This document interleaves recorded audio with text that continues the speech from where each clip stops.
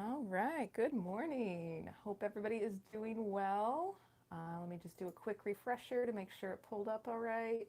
This is Paint with Lovejoy, and we're going to be doing a campsite painting today. This is a viewer request. Um, so if you have something that you'd like me to paint in the future, please leave a comment below. And there we go. Now the refresh just happened. Awesome. So I hope everybody's having a good morning. And what you're looking at on screen is the base image that we'll start with. And what I recommend is that you pause the video, draw what you see on screen, and then pick up the video for the painting portion. If you don't want to draw what you see, at the end of this live demo, I will upload this as a traceable, and you can jump over, purchase that, download the traceable, print it out, and using carbon paper, you can transfer it to your canvas here. And the traceables are a really nice way for my first time in beginner painters to get their composition on their canvas without stressing out. So try either option that works for you.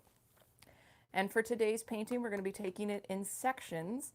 I'm actually going to paint the mountain first because I want to give that some time to dry before we do our little fire and even the edge of our tent. So we're actually going to paint the mountain first, then we're going to do the grass for the same reason, so that way it dries before we do some of the other elements. Then we'll come up to the sky, and then we kind of come back down to here. Now with all of my paintings, I highly recommend if you want to switch out colors, you want to do something different, make this painting your own. And that's part of the fun of creativity, is just use this as a base guideline and then make it what you want. So I will be using a brush for most of today. And like I said, I'm going to start with the mountain first and then the grass. And for the mountain, I'm actually going to start with a light blue. Oh, and it looks like I forgot my water again. Nice. All right, so just starting with that light blue. And if you want purple mountains, you can do that as well, but we're going to fill in this whole space, and then I will be using the purple for some shadow elements on there. So I am going right up next to all of these black lines. And if your shade of blue is darker or lighter than mine, that's okay. I am going to do a dark night sky, a purple and blue mixture, and then we will put some stars in it after we do our tent and our fire. All right. And good morning. We got a few more people jumping on. Let's see. We've got Jen and Janet and Mrs. Smith. I'm not sure if I'm going to pronounce your first name right. Ellery. Sounds really pretty. Hopefully I didn't butcher it. But thank you guys for joining on. And this has been such a great, consistent routine for me, something I look forward to every day. And it's helped kind of keep some of this isolation and this craziness of the world. It kind of helps keep it in check, and it's keeping me sane. So you guys have been helping me out a lot. So I appreciate you jumping on and hanging out with me. All right, so if you've never painted with me before, know that if you have to mix your shade of color a second or third or fourth time, do not stress about getting the exact same shade every time. A little bit of variety is to your benefit. And for my beginner painters, as you mix paint, your brain is taking in a lot of information. So be kind to yourself when you're starting out. Now, as you can see here on the canvas, I did actually go right over the top of my fire, and then I actually went over the little flap on my tent. So if you're using acrylic paint and you paint something today and it overlaps something where you don't want it, all you have to do is let the paint dry and then apply new color or new paint on top of it. So lots of versatility with acrylic paint. Yes, tomorrow is pizza day. That one should be fun. All right, so now I'm actually grabbing some more of that direct blue, and we're going to put it on our mountain, and I am going to kind of put it towards the ground because I want it to be a little bit darker at the bottom and behind our tent. And you can see here that I'm basically just slapping that darker blue on there, and then wipe your brush off, and then using light pressure or even a bit of a stabbing method, you know, we call this kind of pointillism, you can start to blend that lighter blue, the first layer you put in there, with the darker layer. So just kind of play with this. And it may kind of grow up into another area on your canvas. That's okay, or in your mountain. Just play, and you don't have to do exactly what I'm doing on screen, but just use this as a guideline and mimic it to the best of your ability. You are training your eye-hand coordination by watching the video and duplicating what you see on your canvas at home. And this is one of those things that the more that you go down this method of creativity, the easier it gets, and the more you see the world in a slightly different perspective. All right, and I'm going to take a quick jump and grab my paint. Or my water. I'll be right back in 2 seconds.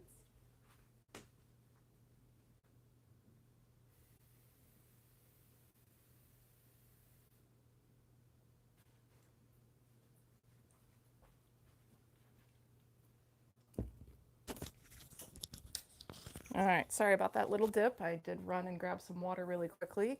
I'm going to have to keep remembering to make sure I have water next to here when I'm painting.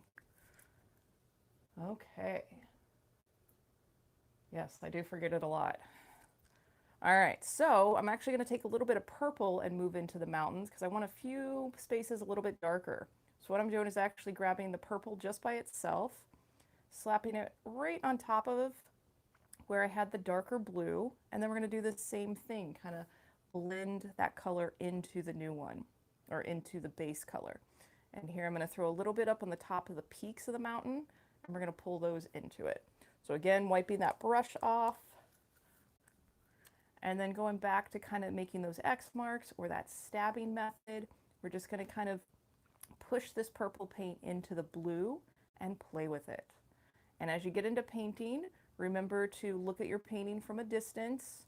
Notice how it's working. Do you need to go back and change anything? And when you look at it from a distance of about 5 to 10 feet away, that's more of the normal viewing distance. So we tend to like things better from that distance. And as you're making adjustments, it's good to remember to go to that perspective so you can adjust what you need. And we will be doing this with a little bit of white for some highlights on our mountains as well. And if you're holding your breath, take a big inhale, let it out. This is just painting, it's never the end of the world. Now I'm grabbing some white, slapping it on top of the blue. I'm going to do the exact same method, bit of that stabbing method, and just kind of push this white into the underneath color. And this is also a great method if you're stressed out or frustrated or have some anxiety that you're dealing with. Just literally just throw it all into the painting. Even if you make an ugly painting, just throw all your emotions into it, and just take a notice if you feel better afterwards. All right, I see a beach scene request on there. I will put that on the list. Excellent. I do have, I believe, 2 beach scenes on my YouTube channel already, so you can check those out as well, because I think the next one I get to schedule is going to be the 27th of this month, because we've got all of next week already taken care of. But thanks for the suggestion. Keep bringing them. All right, so now we're actually going to go down to the ground, and we're going to be doing yellow and green, filling up all this space. So you do want to clean your brush out really good. And if you have to run and get water like I did, go grab it, because you don't want your blue and your green mixing. Well, actually, for this part, it wouldn't really matter if our blue and our green mixed, our blue and yellow to make green. There we go. Some mornings I'm a little slower than others, so sorry, this happens to be one of those mornings. So I am mixing yellow and green, and you can make it to your liking. If you wanted a little brighter spring green, add more yellow. If you want something a little darker, go more with your green. And if you want even darker than that, you can mix your green and your blue. And that actually makes a really nice, deep turquoisey color. And depending on the shade of green that you have, it might be a really nice dark color. And we are going to make a dark sky, so you would imagine that a lot of this is going to be in shadow in real life if you were camping under the stars. And if you're student grade paint like I am, just apply this paint a little bit thicker. It gives you more opaque coverage and then makes it easier to do some of that blending when we were doing that dabbing method. All right. And same as I get to the fire, I'm actually going to cut off some of those edges to just paint right over those lines from the traceable, or the lines that you drew. And same with the rocks. If you happen to overlap those rocks, that's okay as well. And if you're painting on a stretched canvas, carry that color over the sides, the tops, and the bottom. It just makes it look nice when it hangs on the wall, having that color wrap around the edge. And again, just going right over the edges of that fire. Don't worry about it. There's other things in life to stress out than the details on a painting. Or staying within the lines. Staying within the lines is highly overrated.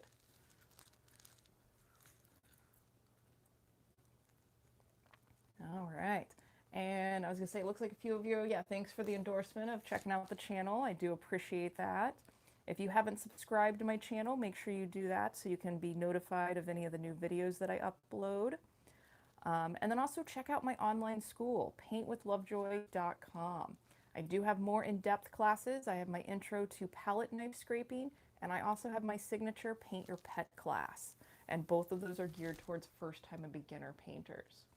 So now I'm actually grabbing that dark green, and we're going to do the same thing like we did with the dark blue in the mountain. We're going to be putting some shadows on here. And I'm going to kind of keep with that stabbing method because that makes me feel really good right now, considering my forgetful morning that I've already had. But if you paint one way one day and then maybe the next day you feel like painting something different or in a different style, go for it. Because that's how you're learning what works for you in your own style. That's actually how I learned my palette knife style.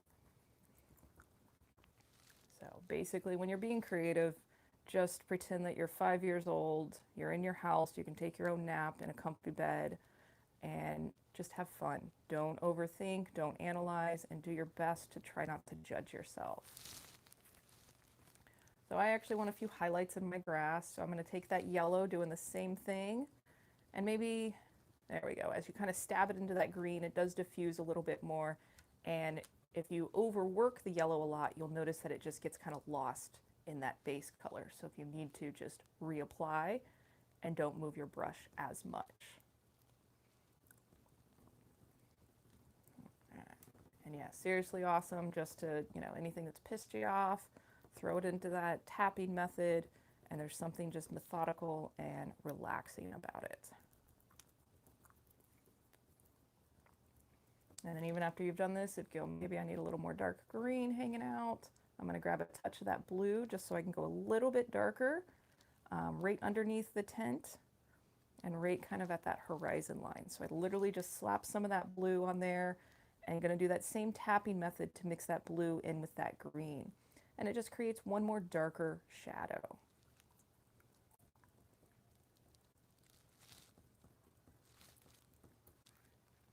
And maybe we can all imagine, yeah, leave a comment. If you're a camper or hiker, what's your favorite campsite or favorite trail?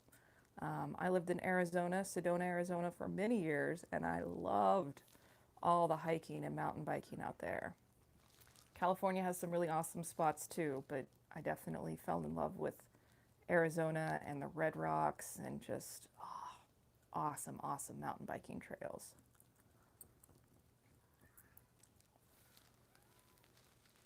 Oh yes, and there is sun down here in Southern California too. So Janet, I'm glad you've got some sun up there. All right, so let's see. Our next question that I see on here is, what brand of paint do I use? So excellent question. I am actually using student grade paint, and there is a difference between student grade and artist grade paint. Student grade paint is a bit cheaper and a more affordable option for beginning painting. And it's a little bit more transparent, and that's why I recommend that you apply it a little thicker. Artist grade paint's going to be thicker and creamier consistency and texture, and usually a better opaque coverage. So maybe as you're getting into painting, grab one color in artist grade just to see the difference. And if you end up using a combo between artist grade and a student grade, go for it. Again, you're finding what works for you.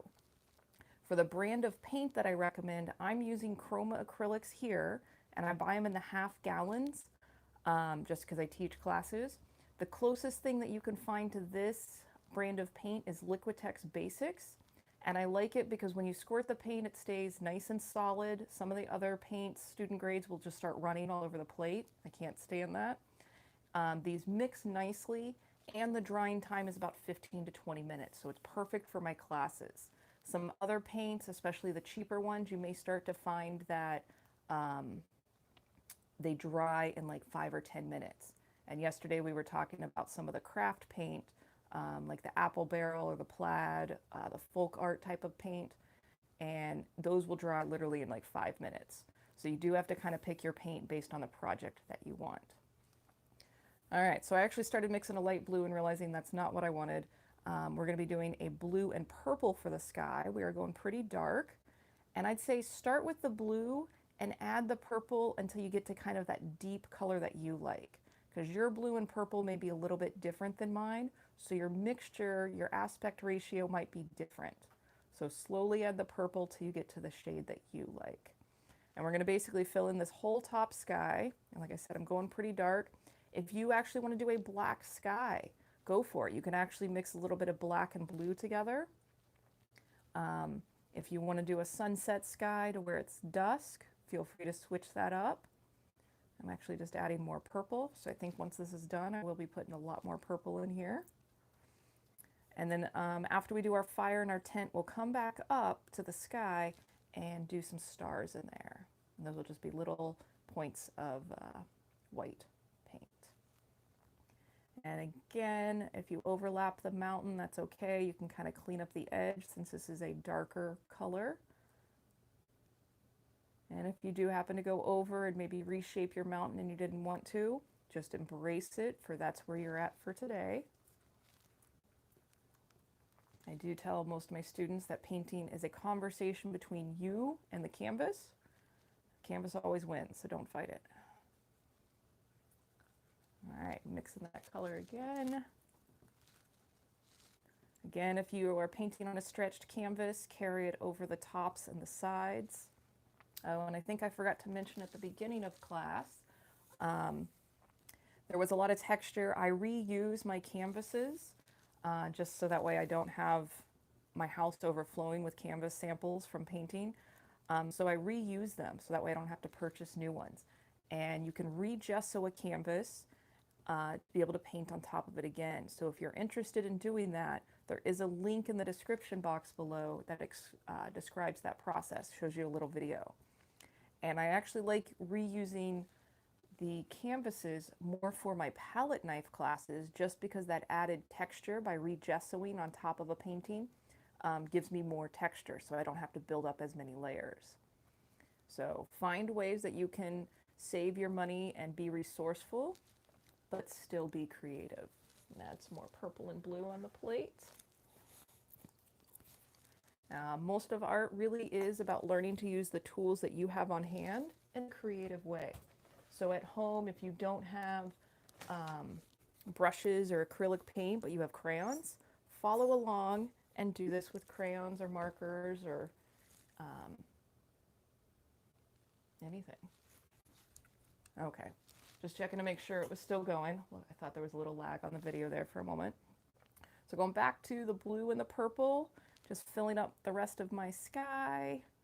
And we will be going to yellow and oranges and reds for our fire, and we're going to make an orange tent. I've always liked that blue, purple, orange color combo. I find it very pretty. All right, and again, there shouldn't be any canvas space showing in between your mountains and your sky, so if you need to reshape your mountain with your sky color, feel free to do that. And I am going to keep that pretty solid dark. It'll be really nice when we add our stars, how much it makes it pop when we put that pure white on top of this darker color. Right. And if you're not smiling when you're painting, make yourself smile. It does help the process. And I saw some video the other day where it said even if you're faking smiling, that still is changing the muscles in your face and telling your brain that you're happy about something, so it releases endorphins.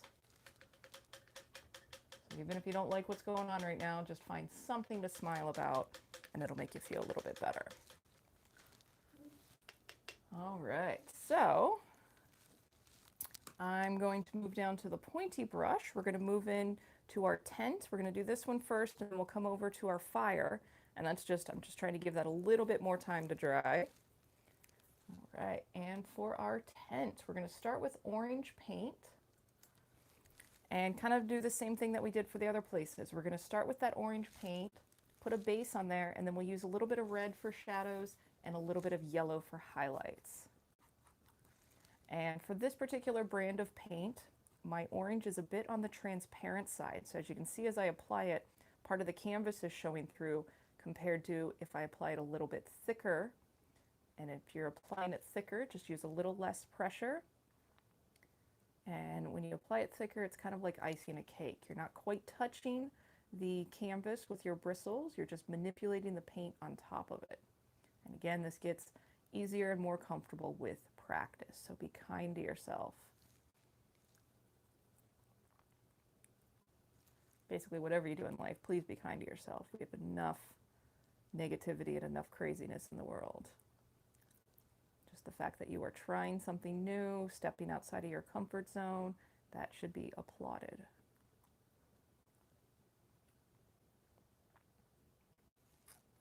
All right, let's fill this section in. And when you're painting, I don't put music on here just because so many things are copyrighted and I don't want to get in trouble. But if you're painting at home, put on some of your favorite music. We do enjoy the process more, and we're willing to try new things when we feel good. So put on your favorite music, anything that's going to make you smile and make the process better for you. All right, and here I am overlapping a little bit of that ground, so that way I'm covering in all the canvas space. My paint is drying a little bit faster today, so that's actually kind of nice. And if you happen to get a little bit of that blue into your orange, just kind of work it in, or you can take a paper towel, wipe off that section, and then reapply. All right, so I'm going to wipe the brush off, clean it off if you need to. And I'm going to go to yellow paint, and we're going to put the base of our fire in there, and then we'll put our darker colors on top. So again, I'm grabbing a pretty big blob because my yellow is on the thinner side, and just going back through and following that basic shape of the fire. It does not have to be perfect. And I am applying this pretty thick so it stays more opaque. And if you need to, again, you're just observing what you see, the shape that you see, and translating it to yours. Each one of you will be different and unique in your own process. And painting is so much more about your process and what it means for you than anything else.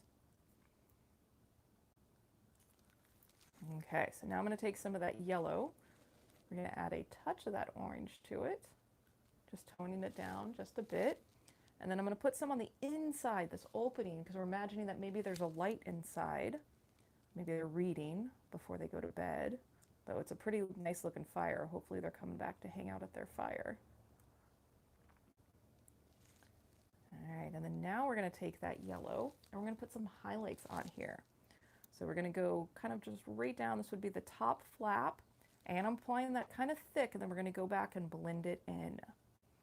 I'm going to put a little bit on the top corner here, so just observe the placement of where this is going and just mimic that on your canvas. And we're going this top flap right here. Then again, I'm going to wipe that brush off, and then with that light pressure, because again, this yellow does get eaten up very quickly in the other colors, just kind of softening that transition from the brighter yellow or the yellowish orange into the orange. And if you need to go back and reapply your yellow because you kind of lost that in the blending, go right ahead and do that.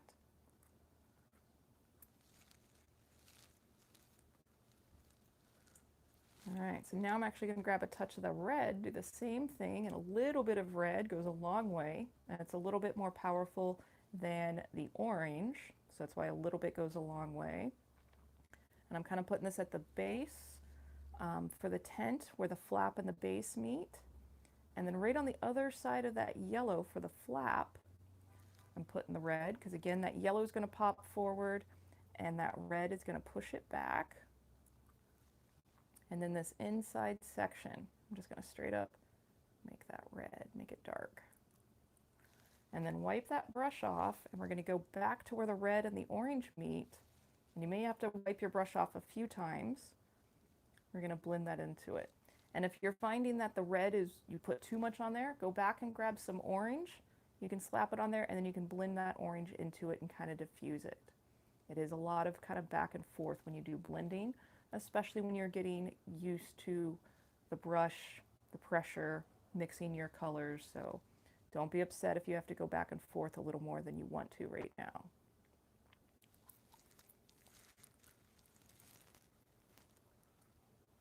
All right. Cool, glad you guys are enjoying it. Thanks, Mike. I'm still waiting to see one of your paintings. Glad you think I'm a good teacher. And oh, nice, Janet. Yeah, I think you should add a bag of marshmallows and a table and do s'mores, and they should be coming out. So I want to see your picture as well for what you add to that. Love it. All right, so now you don't really need to wash the brush. It's not that big of a deal. You can wipe it off if you need to. But we're going to take that orange and we're going to kind of place it on our fire. And I am not using a whole lot of pressure. And just kind of wisping it through. There's not an exact science for this through the yellow. Then wipe your brush off, and then again, just go back and kind of tap and blend those two colors. Try to leave some of your yellow, because that's like a bit of a highlight, so I'm trying to leave it a little bit in the center right there. And that would be where the main heat source comes from. And then we're going to make a light blue. We're going to clean our brush really good. A light blue for our stones that are circling our campfire.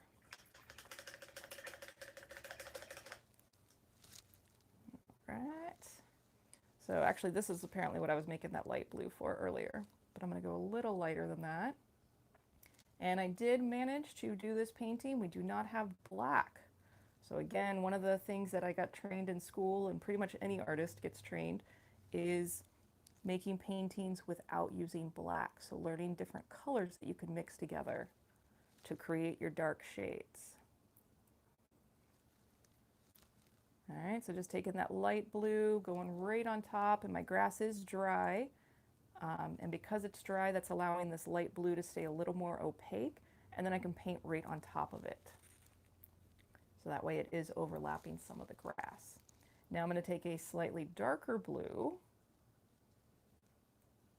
and this one we're going to use really light pressure. So if you need to, maybe treat your brush kind of like a pencil and hold it almost perpendicular to the canvas, and we're just kind of on the left hand side putting a little half curve on each stone. It gives a little hint of a shadow. And then on the right hand side we're going to do the same thing with white.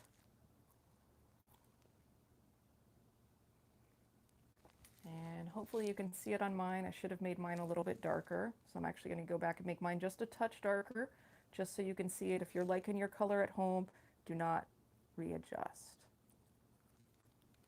All right, then clean that brush. We're going to go back to white. And if you're finding that your white gets kind of contaminated from your mixing, just kind of grab it from an area that it's not contaminated. And we're going to put our stars in here. And this one, just kind of keep it random. Don't think too much. And you're just using light pressure. If you need to sing a song while you're doing it, so it distracts you a little bit, but try to be random. You don't necessarily want these all in the same order or in the same line.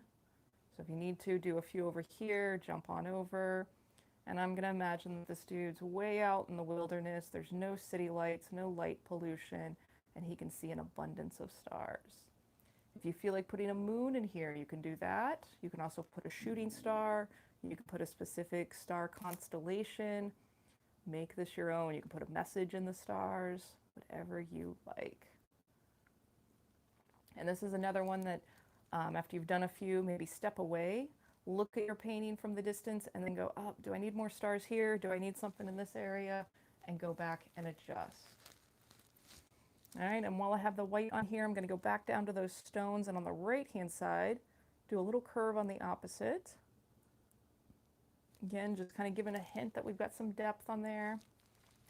And then I'm going to do one more highlight on the tent, just to kind of make it pop a little bit more, right on the top, in the corner here. All right, well, let me wipe that off and blend it in just a touch. But yeah, feel free, make your painting your own, add your own elements to it. When you are done, please email those to me, paintwithlovejoy@gmail.com. I'm actually getting emails from all over the world, pretty popular in Australia right now, Canada, the UK, and all over the United States. So keep them coming. I really like seeing those. Yeah, check out my online school and the other YouTube videos. There are tons and tons of free videos on there, and keep finding your creative ways through these isolation and through everything that's going on. I will be here tomorrow. We are painting a pizza, correct? And gonna have another good day. So thanks again for hanging out with me, guys, and I will see you tomorrow. Cheers.